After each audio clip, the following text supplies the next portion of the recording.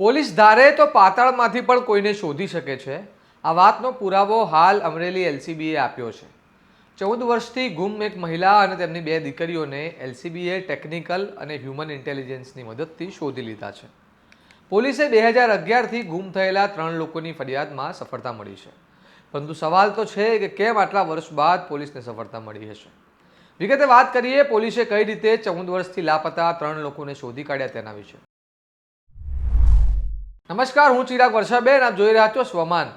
ચોરી કે ગુમ થયેલાની વાત આવે એટલે પોલીસ પર મોટા ભાગે આક્ષેપો લાગે છે કે પોલીસ આ મામલે થયેલી ફરિયાદ પર ધ્યાન નથી આપતી, પરંતુ અમરેલી એલસીબીએ 14 વર્ષ બાદ ગુમ થયેલા 3 લોકોને શોધી કાઢ્યા છે। વર્ષ 2011માં મંજુલાબેન નામના એક મહિલા ગુમ થયાની ફરિયાદ અમરેલીના લાઠી પોલીસ સ્ટેશને આવે છે, જેમાં ગુમ થયા હોવાનું સંભવિત કારણ હોય છે કે ઘર કંકાસ અને પતિ દ્વારા હેરાનગતિથી કંટાળીને તેઓ તેમની બે દીકરીઓ સાથે ઘર છોડીને નીકળી ગયા છે। પોલીસે આ મામલે તપાસ કરવાનું શરૂ કર્યું। એલસીબી પોલીસ ઇન્સ્પેક્ટર વીએમ કોલાદરા સાથે વાતચીત કરતા તેઓએ અમને જણાવ્યું કે પ્રથમ અમે એસડીઆરમાં તેમનું નામ નાખીને તપાસ હાથ ધરી, જેમાં અમને તેમના નામ પર લીધેલા એક સિમ કાર્ડની માહિતી મળી। ત્યારબાદ અમે તેની કોલ ડિટેલ મંગાવી, પરંતુ આ નંબર 2016 સુધી જ એક્ટિવ હતો। ત્યારબાદ અમને તેમની દીકરી પાયલના 2 મેલ આઈડી મળ્યા, જેમાં એક 2021થી 22 સુધી એક્ટિવ હતો અને અન્ય મેલ આઈડી હાલ પણ એક્ટિવ હતો। જે મુજબ તપાસમાં અમને તે મેલ આઈડી સાથે સંલગ્ન નંબર મળ્યો, જે આ મામલે ખૂબ જ મહત્વની કડી હતી।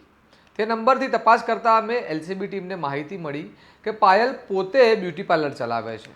ત્યાં પહોંચી પોલીસે તેમની ઓળખ કરી અને તેમના ઘર છોડવાનું નિવેદન નોંધ્યું, જેમાં મંજુલાબેન જણાવે છે કે મારા લગ્ન થયા અને 2 દીકરીઓ થઈ, ત્યારબાદ મને જાણ થઈ કે મારા પતિના પહેલાંથી લગ્ન થયેલા છે અને તે લગ્નથી તેમને એક દીકરો છે।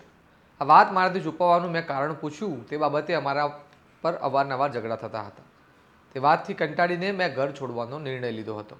હાલ તેઓની માહિતી ગુપ્ત રાખવામાં આવી છે, કારણ કે તેઓ ઈચ્છતા નથી કે કોઈને તેમના વિશે જાણ થાય।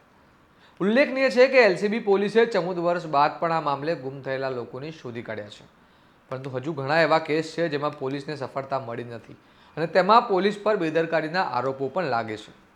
તમારું આ મુદ્દે શું મંતવ્ય છે અમને કમેન્ટ કરીને જરૂર જણાવજો। આવા વિગતવાર અહેવાલ અને તમારા સ્વમાનની વાત તમને પસંદ હોય તો ચેનલને લાઇક, શેર અને સબસ્ક્રાઇબ કરવાનું ભૂલતા નહીં। જોતા રહો સ્વમાન। નમસ્કાર।